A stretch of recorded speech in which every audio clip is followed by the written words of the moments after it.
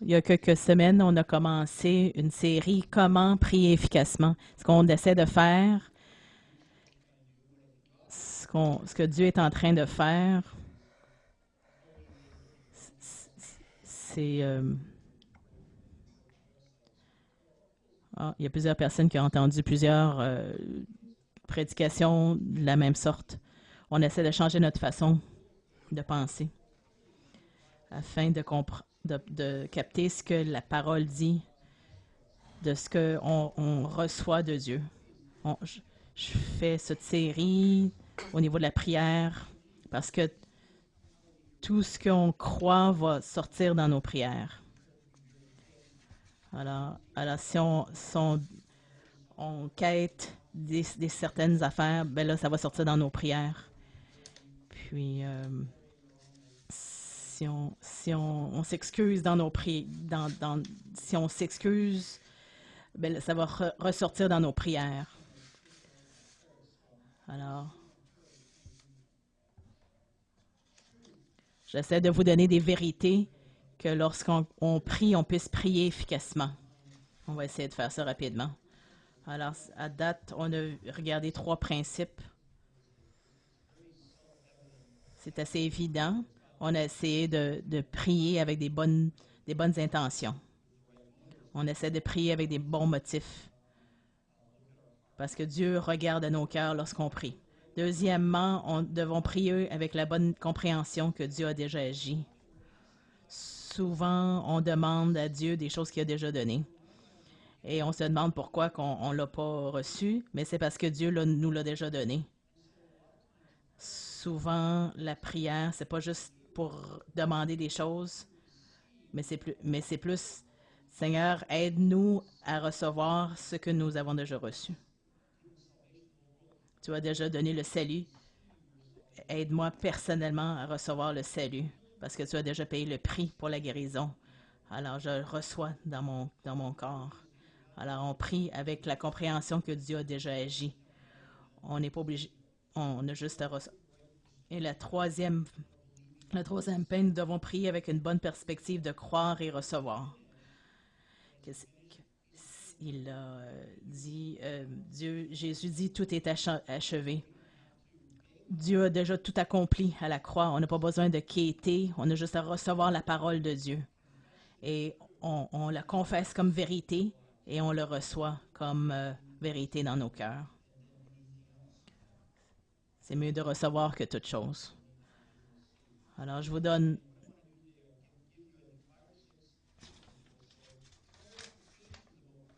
quelques clarifications par rapport à la prière. Et je vais vous donner des nouveaux enseignements dans les semaines à venir. Mais aujourd'hui, je vais vous donner quelques clarifications. Est-ce que Dieu est fâché contre moi parce que j'ai pas prié de la bonne façon, Pasteur Dave? On l'a, on l'a chanté aujourd'hui. Dieu est bon aujourd'hui. Il est capable de tolérer certaines immaturités qu'on a. Il n'est pas, il est pas fâché contre nous parce que Dieu est un bon Dieu. Il nous aime. Dieu nous aime tellement. Mais, mais par contre, des fois, si on ne prie pas correctement, on est un obstacle à nos prières. Quand nos prières ne sont pas répondues, c'est pas parce que Dieu veut pas répondre, c'est parce que nos prières il y a des obstacles. C'est pas parce que Dieu veut pas nous bénir. On prie un petit peu euh, vaguement, mais Dieu veut répondre à des prières. Ce que j'enseigne, de dire on devrait pas faire ça, on devrait pas ça, je l'ai vécu moi-même. Mais Dieu est assez grand, il a toléré mes prières qui sont pas correctes. Quand j'ai commencé à prophétiser, j'ai commencé à prophétiser, j'avais une vingtaine d'années et on voyait des choses, des miracles qui se passaient. On recevait des parts de connaissances, on ne savait même pas qu'est-ce qu'on faisait. On priait certaines prières, Mais Dieu a toléré nos prières. Puis Dieu a béni nos temps. Éventuellement, on doit maturer dans notre croissance. Et si on veut être efficace, Dieu, il s'attend à ce qu'on reçoive des enseignements matures. Je, je- je veux juste vous donner le défi que si vous ne voyez pas des réponses à des prières, peut-être que c'est parce que vous devez changer la façon de prier. On doit apprendre une façon biblique à prier, la façon de Dieu. Pour, pourquoi s'attarder à une façon autre de prier? Pourquoi s'attendre à une façon de prier quand Dieu dit, regarde, laisse-moi te montrer comment prier. J'enseignais le disciple aux hommes et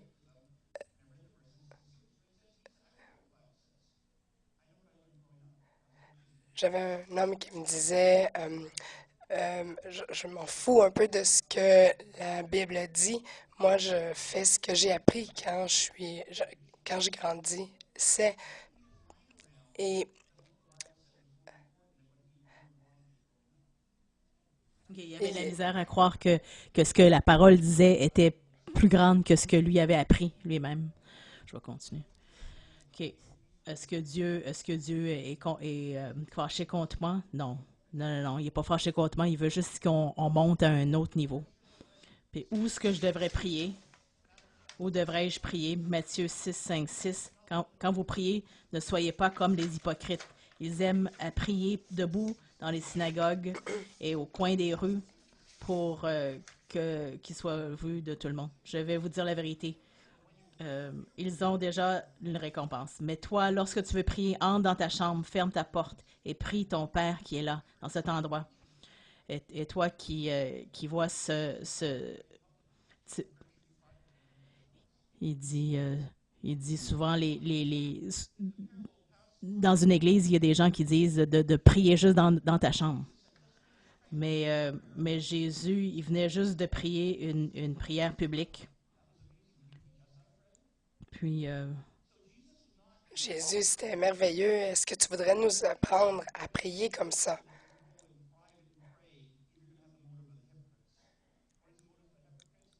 Quels sont les motifs des hypocrites? C'est d'être vu comme plus spirituel que les autres. Alors Jésus disait, ne soyez pas comme ces hypocrites-là qui prient pour avoir la reconnaissance. La prière en public peut être hypocrite si on le fait avec des mauvais motifs. Mais ça peut aussi stimuler les gens à des niveaux plus élevés de foi et de croire Dieu et de faire confiance que Dieu peut faire plus. Pasteur Debbie, lorsqu'elle prie, ça change l'atmosphère, ça stimule la foi des gens et leur confiance en Dieu et leurs attentes en Dieu. Alors, ce qui est important, c'est le motif de votre prière, pas l'endroit où vous priez. Quelle est la place la plus appropriée pour ce type de prière? Il y a un certain type de prière qui est plus approprié dans un endroit, dans le lieu secret, en intimité. Mais il y en a d'autres, c'est mieux dans le public pour OK. stimuler les gens. OK. Clarification numéro 3. Pendant combien de temps est-ce que je devais prier? Matthieu 6, 7. Quand vous priez, ne répétez pas sans fin les mêmes choses comme les païens. Ils s'imaginent que Dieu les exaucera s'ils parlent beaucoup. Ils pensent qu'ils vont être entendus parce qu'ils prient beaucoup de paroles. Il n'y a pas de connexion entre le nombre de mots qu'on utilise et les réponses à nos prières. Il n'y a pas de bénéfice en priant des longues prières. surtout si on essaie de, surtout si on essaie de manipuler Dieu pour travailler pour nous. La vérité, c'est que la prière peut être religieuse, le, mom- le moment qu'on utilise la prière pour que pour, pour quelque chose que Dieu voulait pas qu'on fasse. Dieu voulait pas utiliser Dieu veut pas utiliser la prière pour qu'on lui rappelle quelque chose. Dieu, il sait déjà. On perd du temps. Dieu veut pas qu'on utilise la prière pour l'informer de quelque chose. Dieu ne veut pas qu'on utilise la prière pour manipuler Dieu. Ça, c'est une prière religieuse. Ouais. Jésus souvent gardait ses prières très, très courtes. Seulement 2 fois dans la prière, dans la parole, que Dieu, que j'ai... Que Jésus a prié toute la nuit. La Ah, ok, oui, c'est première vrai. fois, Ok. c'était pour ses disciples. La première chose que je pense qu'il essayait de faire, c'est d'avoir une confirmation qu'il avait les bons noms, qu'il avait les bonnes personnes comme disciples. Pierre, c'est vraiment lui que tu veux. Judas aussi. Jésus n'était pas en train de manipuler Dieu. Tout simplement, il voulait confirmer ce que c'est vraiment ça que tu veux, Dieu, parce Mhm. qu'il savait que c'était la fondation de l'Église. Alors c'est pour ça qu'il a prié toute la nuit. Ok. La deuxième fois que Dieu a prié toute la nuit, c'est entre la chose miraculeuse et la journée qu'il a marché sur l'eau. Il savait qu'est-ce qui se passait. Il venait juste de faire un gros miracle et il est en train de défier les règles de la nature. Puis il avait besoin d'être renouvelé dans la présence de Dieu afin qu'il puisse se tenir debout et révéler la divinité de Dieu quand il a marché sur l'eau. C'est les 2 fois qu'il a marché, qu'il a prié toute la nuit. Matthieu, chapitre.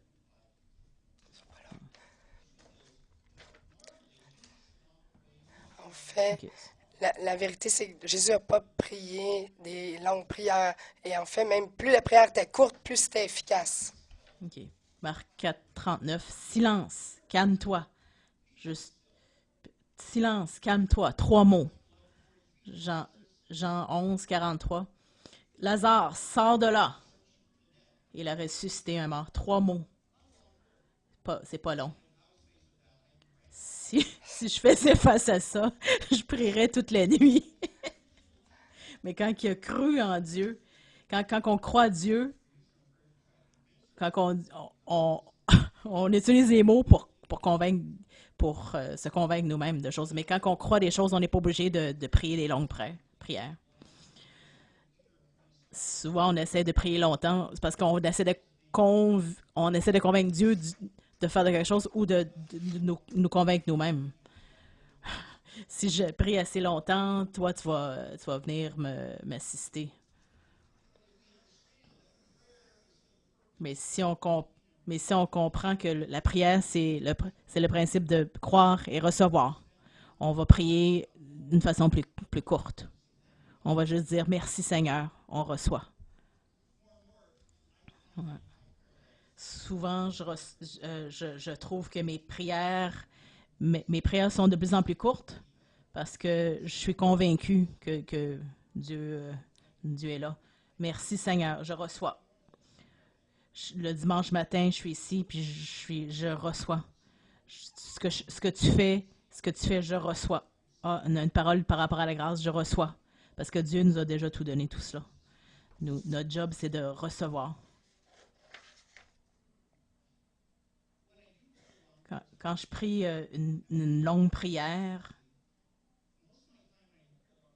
souvent, quand je prie en langue, je prie longtemps, c'est pour édifier ma foi. C'est pour recevoir plus de foi, de grâce. Et je remercie Dieu pour son amour et sa grâce et tout ce que tu es pour moi. et toutes les bénédictions que tu fais pour moi. Il n'y a pas de limite à, à, à recevoir.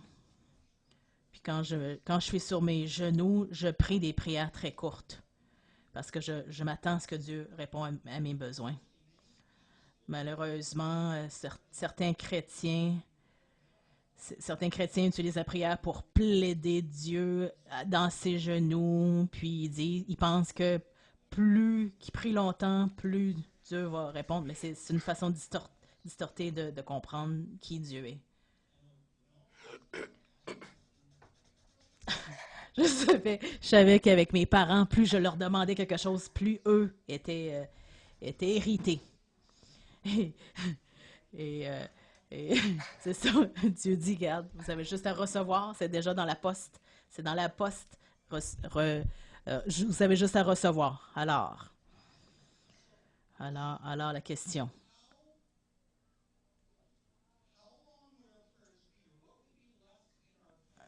Qu'est-ce qui resterait de nos prières si on enlève toutes les fois qu'on se repent et tous les moments qu'on demande, on répète, on se répète, puis on radote et on demande sans cesse des choses de Dieu.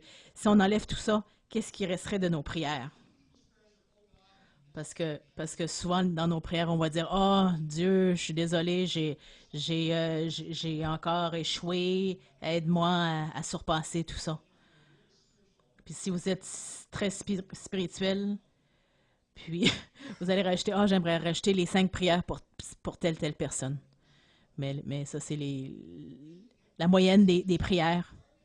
Dans le jardin d'Éden, Adam et Ève n'avaient personne pour qui prier. Il n'y avait pas de démons pour chasser. Il n'y avait pas de choses spirituelles. Il n'y avait pas besoin il y avait pas besoin d'emploi, de nourriture, de vêtements. Et à chaque soir, ils rencontraient Dieu. Puis, il y avait une communion avec Dieu. Il y avait une communion avec Dieu, même s'il n'y avait pas besoin de toutes ces choses-là. Et pourtant, ils ont passé plusieurs heures ensemble. Mais qu'est-ce qu'ils faisaient s'il n'y avait pas de besoin? Il y avait leur conversation avec Dieu n'avait rien à voir avec tous leurs besoins ou leurs manquements. Puis pourtant, ils ont passé plusieurs heures avec Dieu. Et ça, c'est la base ils communiaient avec Dieu. Et c'était une forme de prière. Alors, c'était une communion qu'il y avait avec Dieu. C'est bon.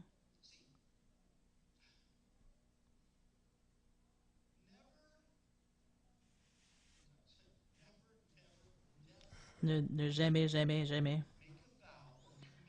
de promettre, ne jamais promettre, ne vous promettre de prier un certain temps. Quand un prédicateur vous défie ou vous manipule de le faire, ne faites jamais ça. Parce qu'à moins que le Saint-Esprit est derrière vous, qui vous donne la puissance, là, vous allez sentir comme vous avez échoué.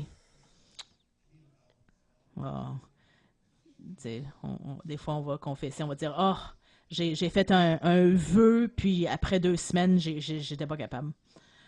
Mais la raison pour laquelle si on fait des prières longues, c'est probablement parce que quelqu'un d'autre vous a donné, défié ça, a prié 1 heure, prié 1 heure et demie. La personne le fait par ses forces dans la chair et non par l'esprit. Et c'est sûr qu'on va échouer si on fait ça de la façon de la chair. La, pri- la prière n'a rien à voir avec la longueur de temps. Ça n'a pas besoin d'avoir un temps.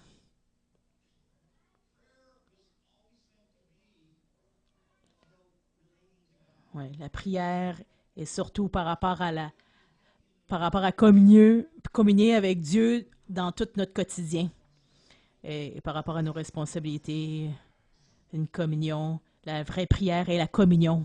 avec Dieu. Supposez hier, supposez vous êtes tous mariés, vous vous êtes réveillés, vous avez eu un bon déjeuner avec votre femme ou votre mari, et on dit, on fait quelque chose dans le jardin ensemble, puis après ça, on se prépare pour l'automne, puis là, peut-être que vous avez fait du ménage ensemble, après ça, vous avez fait un bon repas, mangé ensemble, après ça, vous êtes allé au Renault Dépôt pour acheter des choses pour la maison, et après ça, un dit, oh, on va aller faire la lèche-vitrine pour une demi-heure, oh, on va aller au Fairview Mall. Puis après ça, vous êtes allé faire du lèche-vitrine. Puis après ça, dire, oh, ben on devrait peut-être aller chercher le souper à l'épicerie. Puis après ça, vous êtes allé à l'épicerie, vous arrivez à la maison, vous faites un bon souper ensemble. Puis après ça, vous regardez votre meilleure télévision. Puis après ça, est-ce que je vais vous partager par rapport à un livre que vous êtes en train de lire. Puis après ça, vous priez l'un pour l'autre. Puis après ça, vous priez pour les enfants. Puis après ça, vous arrivez ici. Puis après ça, puis après ça, mettons, le pasteur dit, ben là, je vous défie parce que Dieu veut que vous ayez une meilleure relation puis que vous devez vous réveiller à 6 heures le matin pour prier. Alors, qu'est-ce que c'est? Est-ce que c'est combien de prédicateurs font ça le dimanche matin?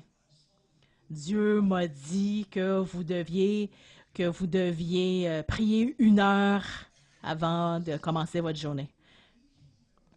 Quand vous pouvez même pas vous rappeler de ce que vous avez prié à 6h05.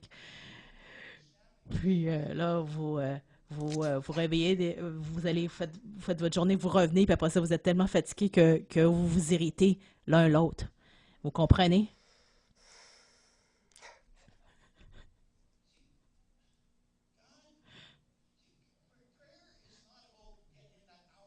Ouais. La prière, ça ne veut pas dire 1 heure de prière de puissance. C'est plus une question d'une communion avec Dieu toute la journée. Puis, des fois, Dieu me réveille au milieu de la nuit. Puis, Dieu, des fois, me réveille au milieu de la nuit. Puis après ça, Ah,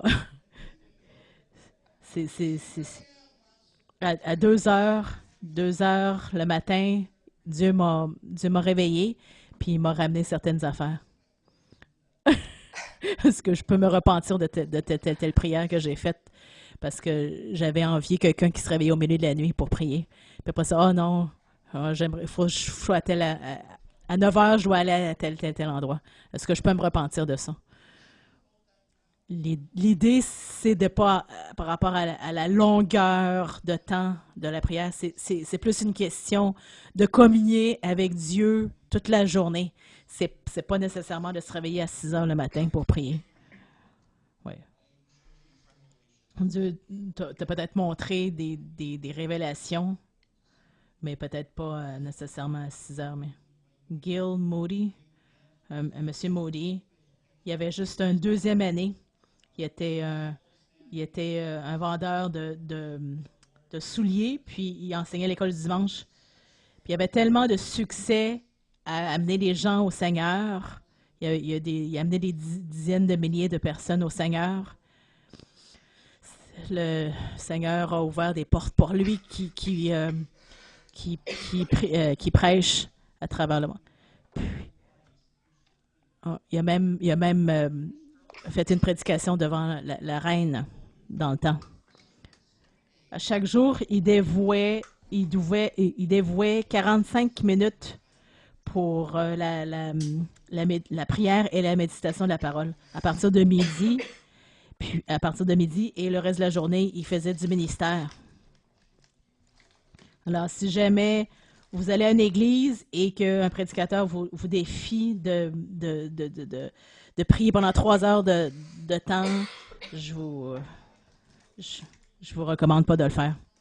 Alors, Dieu vous recommande pas du temps, mais il veut qu'on puisse communier avec Dieu toute la journée. Pas ouais. Mais il faut pas faire l'inverse et rien faire. Ouais, vous êtes, ouais, vous pouvez communier avec Dieu dans l'autobus pendant la journée. Quand je travaillais comme ingénieur, je devais être en communion avec Dieu parce qu'il m'a montré comment réparer certaines affaires. Quelque chose de 50 000 l'heure qui fonctionnait pas. Puis merci Seigneur, je connais ta voix et je commune avec toi. Est-ce que tu peux me montrer l'erreur? Puis Dieu me disait, montre telle chose. Puis après ça, les gens me disaient, hey, mais comment tu savais? Les gens disaient, ben comment tu sais pour savoir? Mais c'est Dieu qui me l'a montré. Fait que si je m'étais réveillée pour me réveiller et prier pendant 1 heure très tôt le matin, j'aurais été au travail, puis j'aurais été trop difficile, puis là, j'aurais bu du café, puis après ça, Dieu a une meilleure façon. C'est la communion. Puis M. Moody pratiquait la communion toute la journée. Avez-vous essayé d'essayer ça avec votre conjoint ou avec votre mari-femme pendant 15 minutes? Je manquais ça. J'ai 15 minutes, Cathy. Est-ce que tu veux parler, là? J'ai 15 minutes pour toi. C'est une autre affaire qui ne fonctionne pas. Clarification numéro 4. Qu'est-ce qu'est vraiment la prière, en fait? C'est simplement la communion avec Dieu. Si Dieu est toujours avec nous, en tout temps, pourquoi pas ne pas entrer en communication avec lui en tout temps? 1 Thessaloniciens 5, 17. Priez sans cesse. Écoutez, ce verset est impossible complètement à réaliser.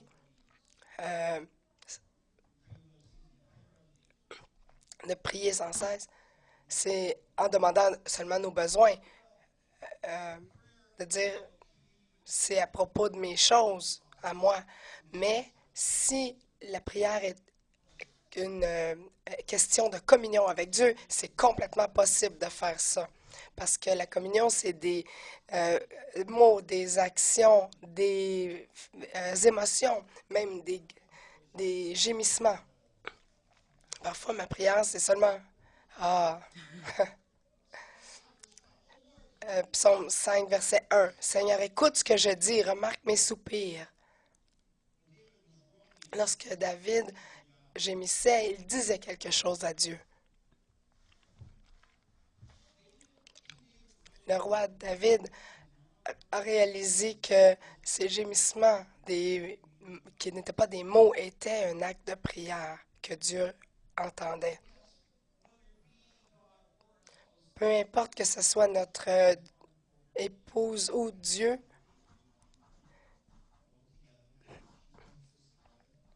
notre temps un à un, spontané, non cédulé, ces temps de connexion-là spontanés sont aussi importants, sinon plus. Être dans la présence de l'un de l'autre.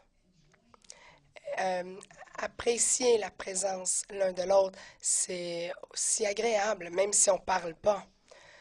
Dieu désire que chacun de nous mature au point où on peut juste être en sa compagnie et apprécier ces temps-là, même s'il n'y a rien de prévu et rien à l'agenda ou qui arrive. Seulement d'être ensemble et de s'aimer. C'est ce que la vie de prière est constituée de. Parfois, c'est seulement juste de lire ma Bible et de demander à Dieu, Dieu, montre-moi qu'est-ce que ça veut dire. Juste même lire un livre. Et je demande à Dieu, donne-moi des révélations sur ce que je viens de lire parce que je ne suis pas sûre que je comprends bien. Et je dis, Dieu, fais que ça devienne une révélation, pas seulement une connaissance intellectuelle que je vais l'oublier Alors amène ça de ma tête à mon cœur pour que cette révélation-là devienne une partie de moi.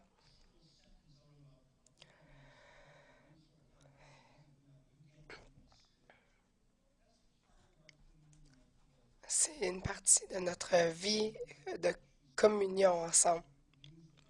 De demander à Dieu d'ancrer dans mon cœur les révélations qu'il me donne. Qu'est-ce qu'est la prière? C'est la communion avec Dieu. Précision 5. Dieu n'a-t-il pas besoin de savoir ce qui se passe?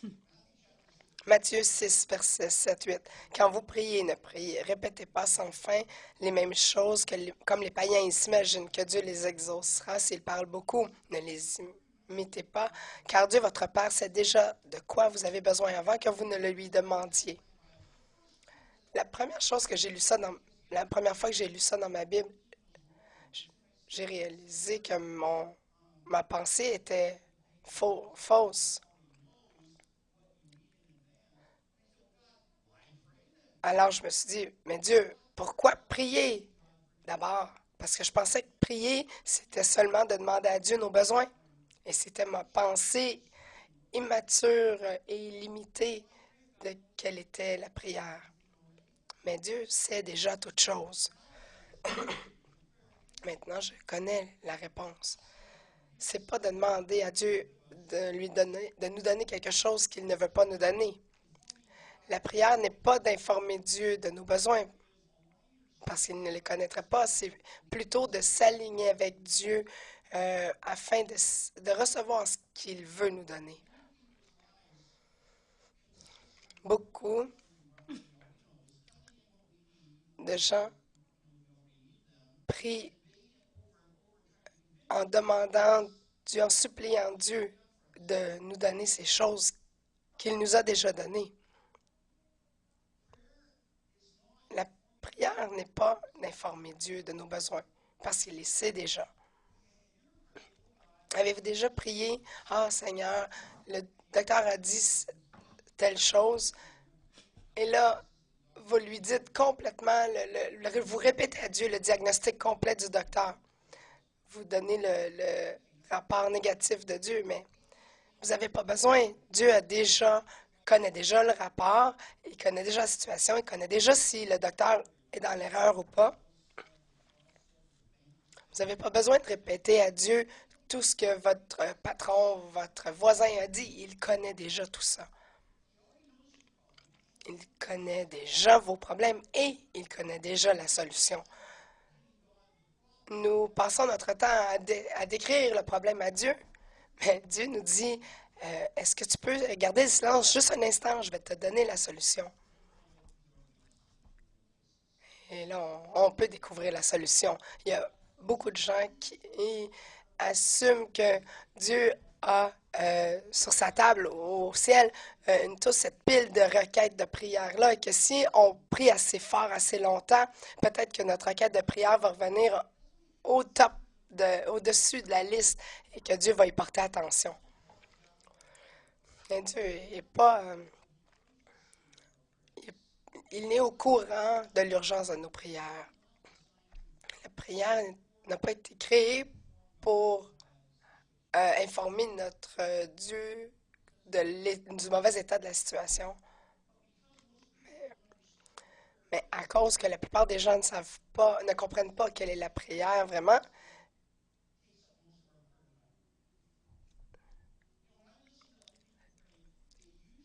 lorsque j'écoute les gens prier, quand ils prient pour un proche, ils prient 15-20 minutes, comment la personne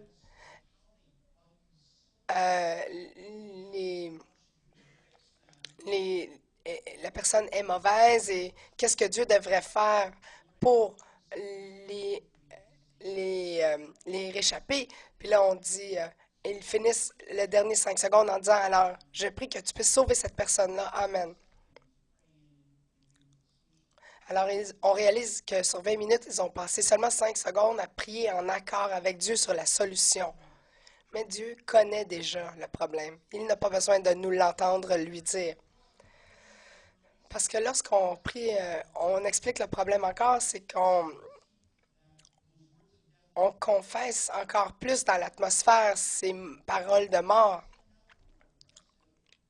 Et ça devient qu'on est plus déprimé.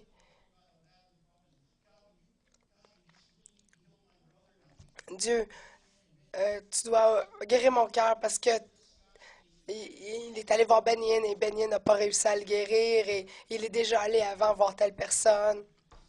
Mais Dieu, est-ce que tu ferais quelque chose? Les personnes se disent, Benien a déjà prié, il n'a pas été guéri, alors pourquoi ça fonctionnerait avec moi? Mais Dieu connaît déjà le problème. Et juste le redire ne fait que nous décourager encore plus. On doit focuser sur la prière de la solution. Donc, comment devrions-nous prier? Proverbe 18, 21. Les paroles peuvent être source de vie ou de mort.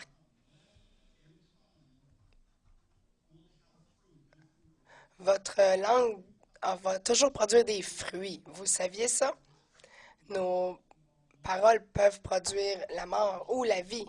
On sait déjà ça. Regardez l'exemple classique.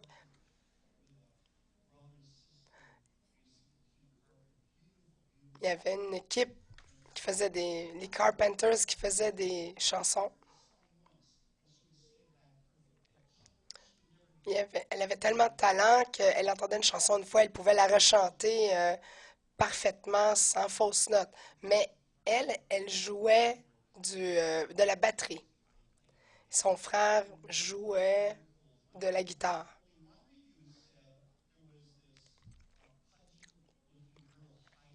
Il y a eu une critique mauvaise qui a dit, une critique négative, Ah, grosse. ils ont dit qu'elle était grosse derrière sa batterie. Et là, elle a, elle a pris très négatif cette critique-là. Puis, elle a commencé à se faire vomir à répétition jusqu'à temps qu'elle meure. Alors, on peut encourager quelqu'un avec nos mots, on peut les décourager avec nos mots. On peut encourager et élever les gens ou les rabaisser. En prière, on peut aussi les élever ou les rabaisser. On peut restaurer les gens ou les détruire avec nos prières. Charles Capps, si vous le connaissez, il priait. Puis il y a quelqu'un qui lui a demandé, qu'est-ce que tu fais? Ah, Dieu lui a dit, qu'est-ce que tu fais, Charles? Et il dit, je prie. Mais là, Dieu lui a dit, non, non, tu te pries pas, tu te plains. Alors, il a commencé à changer sa vie de prière à ce moment-là. Dans leur vie de prière, il y a beaucoup de gens qui font juste se plaindre et euh, parler contre les gens. Est-ce que ça vous parle? Moi, écoutez, j'ai déjà été comme ça. Ah, cette personne-là est tellement de mauvaise personne, elle mérite telle chose, telle punition, blablabla. Alors, c'est pas la bonne attitude. Qu'est-ce qu'on devrait prier? C'est croire et recevoir ce que Dieu a déjà fait pour nous. Alors, la prière, c'est une communion avec Dieu. Dans nos temps de communion avec lui, on croit ce qu'il dit, on confesse ce qu'il dit, nous déclarons la solution que Dieu nous partage et on reçoit pour autrui ou pour nous-mêmes ce qu'il nous donne. La prière, c'est comme recevoir un cadeau de grâce de Dieu. Et la prière d'intercession, c'est je reçois ce cadeau de grâce de la, pour, à la place de cette personne-là, pour la faveur de cette personne-là. Lorsqu'on découvre un problème dans notre vie ou dans la vie de quelqu'un d'autre, on ne doit pas aller voir quelqu'un et dire à Dieu, on ne doit pas aller à Dieu et dire le problème. On a seulement qu'à être d'accord avec Dieu sur la solution, la déclarer, la prier de la part de l'autre personne et la recevoir. Lorsqu'on prie les solutions de Dieu, ça donne la vie. Ça nous énergise. Ça nous renforce. Ça nous donne du courage pour faire face à nos problèmes. Alors, comment est-ce qu'on va prier? J'ai donné un exemple. J'aimerais en faire un exemple complet avec vous. L'exemple est une personne que vous connaissez, un patron ou un proche qui n'est pas encore chrétien. La parole de Dieu dit 1 Jean 2, verset 2. Lui, Jésus, il s'est offert en sacrifice pour que Dieu pardonne nos péchés. Et Dieu pardonne non seulement nos péchés à nous, mais aussi les péchés du monde entier. 1 Timothée 2, verset 4. Dieu qui veut que tous les humains soient sauvés et parviennent à connaître la vérité. 2 Corinthiens 4, verset 4. Pour les gens sans foi, dont l'intelligence a été aveuglée par le Dieu de ce monde, de sorte qu'ils ne voient pas resplendir la bonne nouvelle de la gloire du Christ, qui est l'image de Dieu. Ils ne peuvent pas percevoir parce que leur esprit est aveuglé. Luc 10, verset 19. Écoutez, je vous ai donné le pouvoir de marcher sur les serpents et les scorpions et d'écraser toute la puissance de l'ennemi et rien ne pourra vous faire du mal. Donc, qu'est-ce qu'on a appris de la parole de Dieu jusqu'à maintenant? C'est que Jésus est déjà mort pour les péchés du monde entier, que Dieu veut que toute personne soit sauvée, que Satan aveugle l'intelligence des personnes sans foi afin qu'elles ne comprennent pas l'Évangile. Le pouvoir de Satan les a aveuglés et que j'ai le pouvoir sur toute la puissance de l'ennemi. Donc, que devons-nous prier? On ne devrait pas prier juste Dieu, sauve Bob.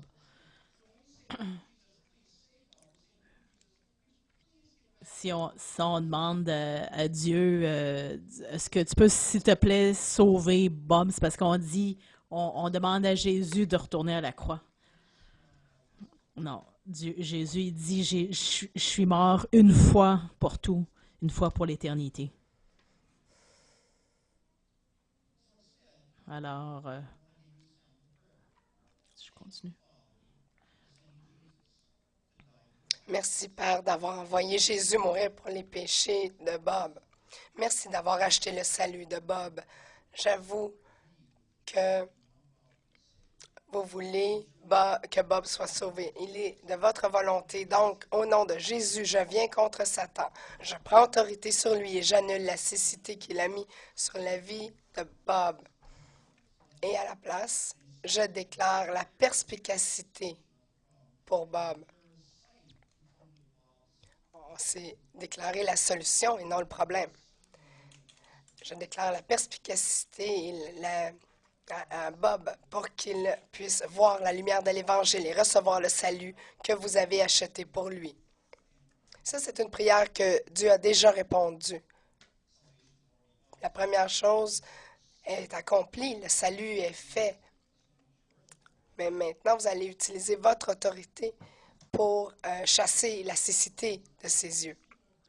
Alors, ce que nous allons faire, on est presque terminé. J'aimerais que vous puissiez penser à quelqu'un, un de vos proches, peut-être quelqu'un au travail. Juste insérer leur nom et prier pour eux. C'est le genre de prière que nous devons prier, d'être d'accord avec ce que Dieu a déjà dit et utiliser notre autorité pour briser la puissance de Satan qui garde nos proches en esclavage. Alors, vous avez déjà pensé à quelqu'un? Un frère, une mère? Okay. Oui, priez, prenez un moment, lisez-le si vous voulez. Prenez 30 secondes.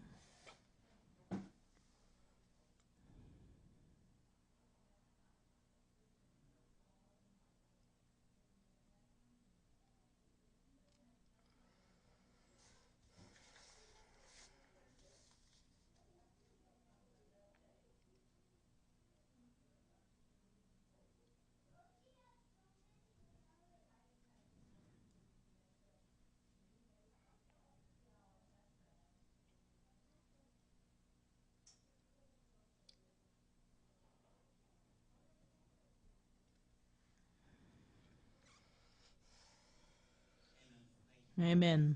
Merci, Père. Merci, Père. S'il y a quelqu'un dans cette salle, peut-être qu'il y a quelqu'un sur live stream, merci que tu as envoyé Jésus pour les pardonner de tout péché. Merci de nous avoir rachetés. Merci que c'est ta volonté. Mais ces gens sont aveuglés. Mais on vient contre Satan dans le nom de Jésus. On annule la cécité à ceux qui sont ici ou sont sur live stream.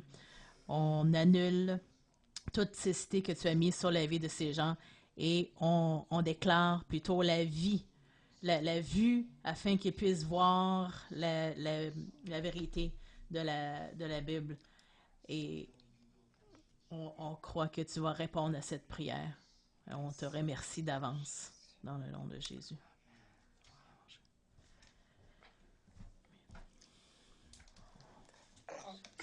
Levons-nous. Si vous traversez une situation, une épreuve maintenant,